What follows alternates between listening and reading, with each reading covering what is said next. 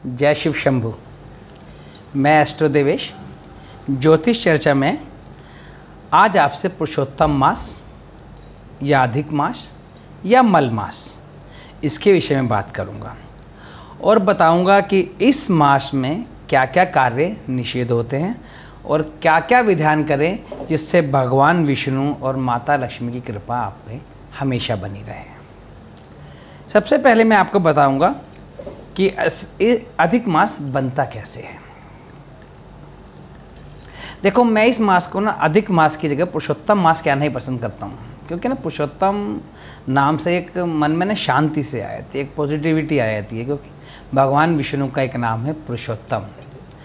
पुरुषोत्तम मास अर्थात भगवान विष्णु का मास। तो बात करते हैं पुरुषोत्तम मास की। ये मास बनता कैसे है। भारतीय हिंदू कैलेंडर सूर्य मास और चंद्र मास की गणना के अनुसार चलता है। सूर्य को एक राशि से दूसरी राशि में पहुंचने में जितना समय लगता है उसे सौर मास अथवा सूर्य संक्रांति कहते हैं। यह लगभग 30.44 दिन का होता है और एक अमावस्या के अंत से दूसरी अमावस्या के अंत तक के समय को कहते हैं चंद्रमास। यह लगभग 29.531 दिन का होता है। इन दोनों मासों में लगभग एक दिन के करीब का अंतर रहता है। अब इन्हें यदि 12 से गुना किया जाए, यानी मासों को वर्ष बनाया जाए, 12 से गुना किया जाए तो सौर मास, एक सौर वर्ष लगभग 365 दिन और कुछ घंटे का होता है। अगर इसे हम ज्योतिष भाषा में कहें तो यह सौर वर्ष लगभग 365 दिन, 15 घड़ी, 22 पल और 57 विपल का होता है। लेकिन मैं आपको समझाने के लिए आसान भाषा में इसे 365 दिन और कुछ घंटे का कह रहा हूँ, जिससे आप मेरी बात आसानी से समझ सकें। इस तरह एक चंद्र वर्ष लगभग 354 दिन और कुछ घंटे का होता है। इन सौर वर्ष और चंद्र वर्ष में लगभग 11 दिन का अंतर होता है, जो प्रत्येक 3 वर्ष में 1 महीने के बराबर हो जाता है। इसलिए एक साल में इन 11 दिनों के अंतर को पाटने के लिए प्रत्येक 3 वर्ष में सभी पंचांग एक चंद्रमास की वृद्धि कर देते हैं, जिससे सौर वर्ष और चंद्र वर्ष के बीच का यह अंतर एक समान हो सके, और इसी वृद्धि वाले मास को हम अधिक मास कहते हैं। देखो भाई, अगर इस अंतर को हम यदि समान नहीं करेंगे, यदि ये जो 11 दिन का अंतर आता है, अगर हम समान नहीं करेंगे तो यह अंतर 18 वर्षों के पश्चात लगभग 6 महीने का हो जाएगा। और इसके अनुसार 18 वर्षों के पश्चात दीपावली का पर्व अप्रैल के आसपास पड़ेगा, जिससे त्योहारों की ऋतु और मास का औचित्य ही समाप्त हो जाएगा। इसलिए इस अंतर को समाप्त करने के लिए ही प्रत्येक 3 वर्ष में एक चंद्रमास की वृद्धि की जाती है, और जो आवश्यक भी है। वास्तव में यह स्थिति ना आकाश मंडल में स्वयं ही बन जाती है, क्योंकि जिस मास में सूर्य संक्रांति नहीं होती, अर्थात एक अमावस्या के अंत से दूसरी अमावस्या के अंत तक सूर्य राशि परिवर्तन नहीं करता, यानी एक राशि से दूसरी राशि में नहीं जाता, उस मास को अधिक मास कहते हैं। सूर्य हमेशा ना एक अमावस्या के अंत से दूसरी अमावस्या के अंत तक एक राशि से दूसरी राशि में परिवर्तन कर लेता है, जिसे हम सूर्य संक्रांति कहते हैं। जैसे इस वर्ष 16 सितंबर 2020 को शाम को 7:07 और 48 सेकंड पर सूर्य कन्या राशि में प्रवेश करेगा, और 17 सितंबर 2020 को अमावस्या होगी, यानी अमावस्या पे सूर्य कन्या राशि में रहेगा। और अगली अमावस्या 16 अक्टूबर 2020 को पड़ेगी, जब तक सूर्य कन्या राशि में ही रहेगा, यानी अमावस्या की समाप्ति तक भी सूर्य कन्या राशि में ही रहेगा। अर्थात इस चंद्रमास में सूर्य संक्रांति नहीं होगी। तो यह महीना अधिक मास कहलाएगा, जो अश्वनी मास के महीने में पड़ने के कारण अश्वनी अधिक मास का रहेगा। ठीक है। जिसका समय यानी इस अधिक मास का समय 18 सितंबर 2020 से 16 अक्टूबर 2020 तक रहेगा और इसके पश्चात 17 अक्टूबर 2020 को अश्वनी शुद्ध मास प्रारंभ होगा और नवरात्रे प्रारंभ होंगे, अश्वनी के नवरात्रे। अर्थात इस अधिक मास की वजह से इस अधिक मास के बाद इस वर्ष आने वाले सभी त्योहार लगभग 20 दिन आगे हो जाएंगे। आशा है आपको मेरी बात अब आसानी से समझ आ गई होगी। जय शिव शंभू। अब बात करते हैं कि मल मास को पुरुषोत्तम मास क्यों कहा जाता है। इस विषय में आपको एक पौराणिक कथा बताता हूँ। हमारे ऋषि मुनियों ने अपनी गणना के अनुसार हर चंद्रमास के लिए एक देवता निर्धारित किए, अर्थात हर चंद्रमास का एक अधिपति देवता निर्धारित किया। क्योंकि इस अधिक मास का प्राकट्य सूर्य और चंद्र वर्ष का संतुलन बनाने के लिए हुआ, इसलिए देवताओं में इसका कुछ कम महत्व माना गया और कोई भी देवता इस अधिक मास का अधिपति बनने को तैयार नहीं हुआ। तब ऋषि मुनियों ने भगवान विष्णु से प्रार्थना की कि हे प्रभु, आप इस अधिक मास का भार अपने ऊपर ले लें।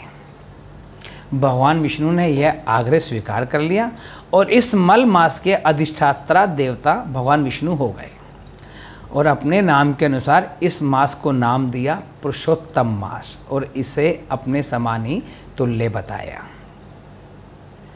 कथाओं में बड़ा आनंद आता है, खास करके पौराणिक कथाओं को सुनने में, पढ़ने में बड़ा आनंद आता है।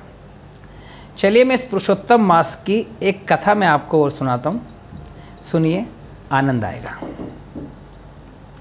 पुराणों के अनुसार हिरण्यकश्यप ने श्री ब्रह्मा जी को प्रसन्न करने के लिए घोर तपस्या करी। कई वर्षों तक उन्होंने घोर तपस्या की और इस तपस्या से प्रसन्न होकर ब्रह्मा जी ने हिरण्यकश्यप को वरदान मांगने को कहा।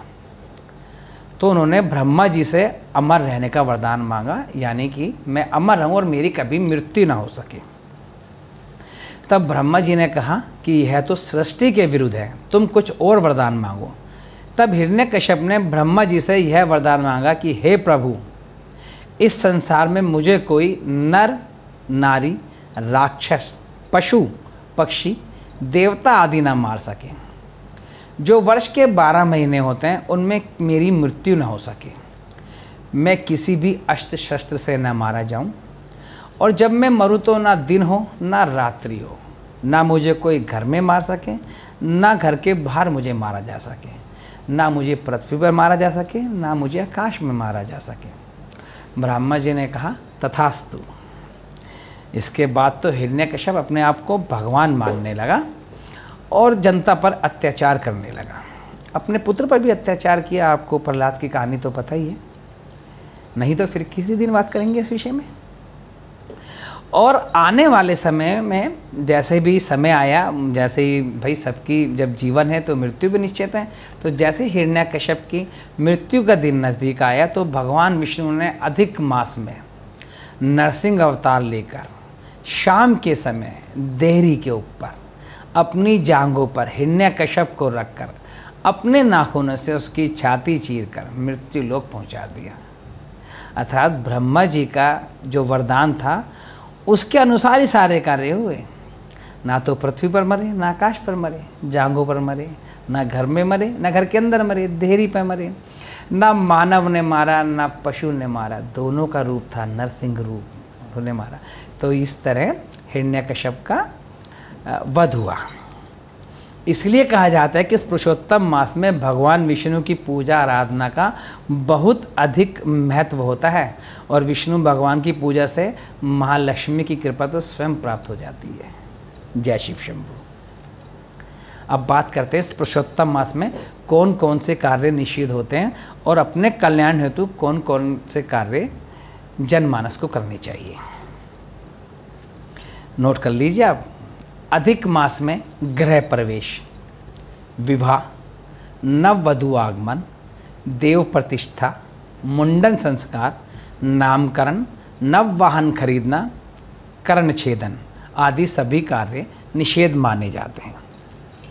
इस पुरुषोत्तम मास में तीर्थ स्नान देव दर्शन, उपवास, कीर्तन, भजन, गुरु मंत्र का जाप, अपने इष्ट मंत्र का जाप, श्राद्ध कर्म, धार्मिक ग्रंथों का पठन या पाठन आदि शुभ माना जाता है। विशेषकर भगवान विष्णु की आराधना अधिक फलदायी मानी जाती है।